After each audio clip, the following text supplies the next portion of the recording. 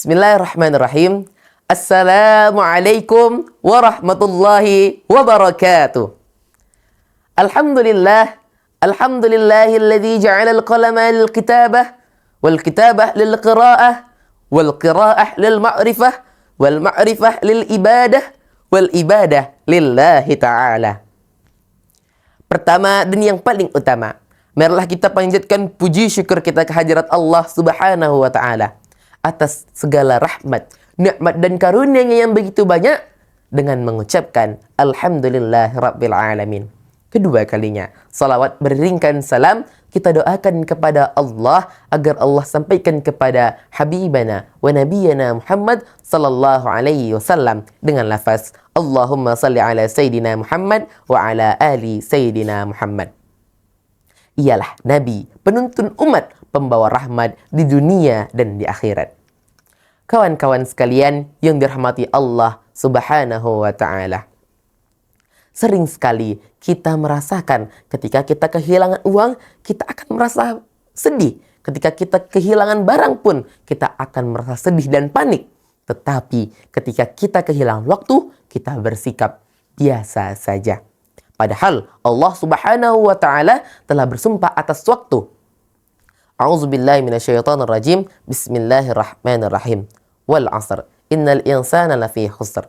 Demi masa, sesungguhnya manusia benar-benar dalam kerugian. Quran surah Al-Isra ayat 1 sampai 2. Kawan-kawan, Allah tidak akan bersumpah kecuali atas hal yang sungguh sangat bernilai. Maka di sini waktu sungguh sangat bernilai. Karena waktu adalah bagian dari hidup kita. Detik demi detik pergi, maka hidup kita pun akan ikut pergi. Maka Ramadan adalah waktu yang sungguh sangat mahal dalam setahun. Karena tidak semua orang bisa mendapatinya. Maka kita yang mendapati bulan Ramadan tahun ini, maka percayalah dan yakinlah Allah masih memberikan kita undangan, masih memberikan kita kesempatan untuk memperbaiki diri. Kawan-kawan sekalian, Rasulullah Shallallahu Alaihi Wasallam bersabda, sungguh merugi seseorang yang mendapati Ramadan lalu berlalu sebelum dosanya diampuni. Hadis riwayat Ahmad. Ingat kata Nabi di sini adalah merugi. Mengapa? Karena Ramadan seperti musim panen. Ladang pahala melimpah, ladang pahala sungguh sangat melimpah, ampunan turun, rahmat pun melimpah. Maka seseorang yang dari musim panen tidak membawa apa-apa ketika pulang, bukan salah tanahnya yang tidak subur, tetapi karena dia tidak menanam apa-apa. Kawan-kawan sekalian yang dirahmati Allah Subhanahu wa ta'ala. Banyak di antara kita yang memikirkan tidak mau beribadah, tidak sedekah karena dirinya belum siap, karena dirinya belum pantas. Ada yang berkata, nantilah ana sedekah, tunggu ana jadi kaya, nanti ana mulai beribadah kalau ana sudah rajin. Teman-teman sekalian, Allah tidak meminta kita untuk sempurna baru taat, tetapi Allah meminta kita untuk memulai. Nah, ada suatu kisah yang sungguh sangat menarik dari Umar dan Abu Bakar. Ketika itu Nabi meminta untuk bersedekah. Dan Umar membawa setengah hartanya dan ia berpikir bahwa hari itu ia akan mengungguli dari Abu Bakar. Tetapi Abu Bakar datang dengan semua hartanya. Rasulullah bertanya kepada Abu Bakar, apa yang kamu sisahkan untuk keluargamu? Lalu Abu Bakar menjawab, Allah dan Rasulnya. Masya Allah, kawan-kawan sekalian. Abu Bakar terkenal bukan karena hanya kekayaannya, bukan hanya jumlahnya yang ia sedekahkan, tetapi karena keyakinannya, karena ketaatannya dan keikhlasannya. Masya Allah, subhanallah. Kawan-kawan yang dirahmati Allah Subhanahu wa ta'ala.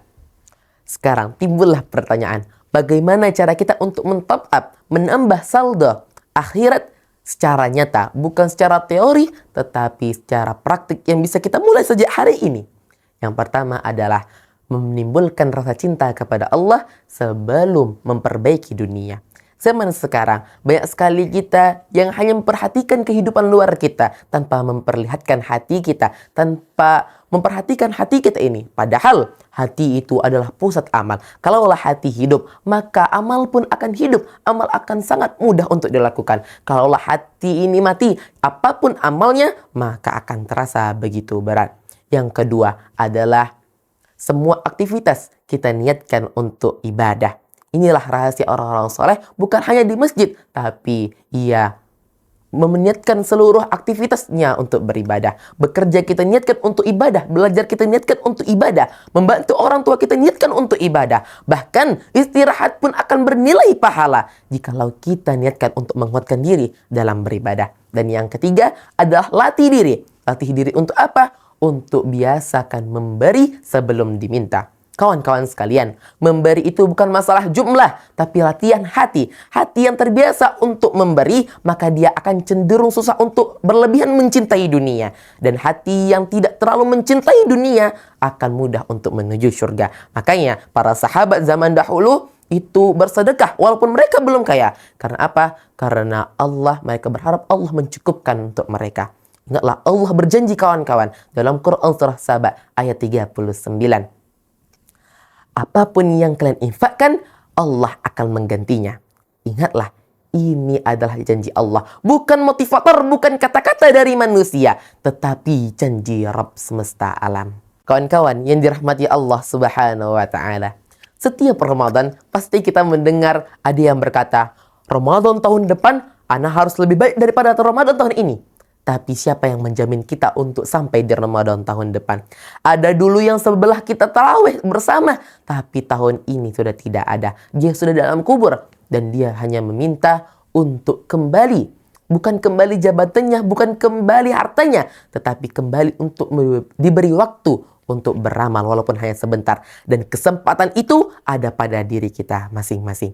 Teman-teman sekalian, maka jangan menunggu menjadi sultan untuk mulai bersedekah. Karena apa? Karena Allah tidak melihat rekening kita.